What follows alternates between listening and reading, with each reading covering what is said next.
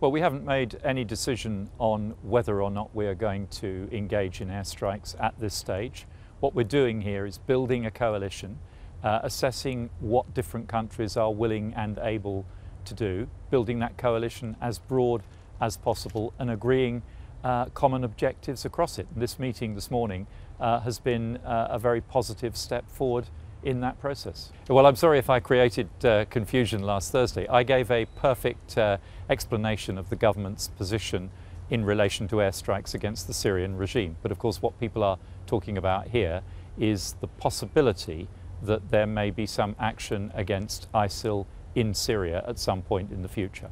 I've said already in Parliament that would be an order of magnitude more difficult than airstrikes in Iraq for all sorts of reasons, military, legal and technical, but we haven't ruled it out. We haven't made a decision yet about how we will best contribute to the coalition effort against Isil, but I have said this morning in the meeting that Britain is clear that it will play a leading role in this coalition.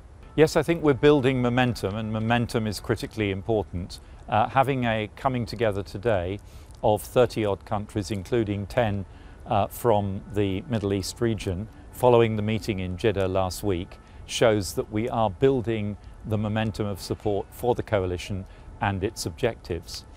In terms of Iran, I think it was always unlikely that Iran would become a fully fledged member of the coalition, but I think we should continue to hope that Iran will align itself broadly with the direction that the coalition is going, and that we can expect Iran to be cooperative with the plans that the coalition is putting in place, if not actively a part of the coalition. Obviously, if we knew where he was, we would be able to look at all sorts of options, but we don't know where he is.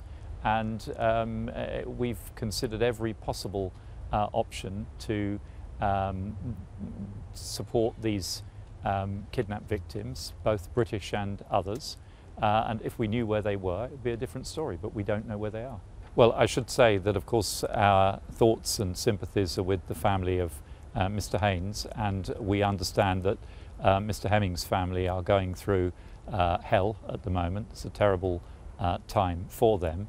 We are doing everything that we can to protect him, but they understand, because we've explained to them in detail, they understand the limitations of our abilities and that we are dealing with a very barbaric organisation whose values are completely different from ours. So we have to work on two levels here. We have to do what we can to protect the individual in question, but we also cannot be deterred from our strategic objective of crushing ISIL and the barbarous ideology that it is trying to impose on the region.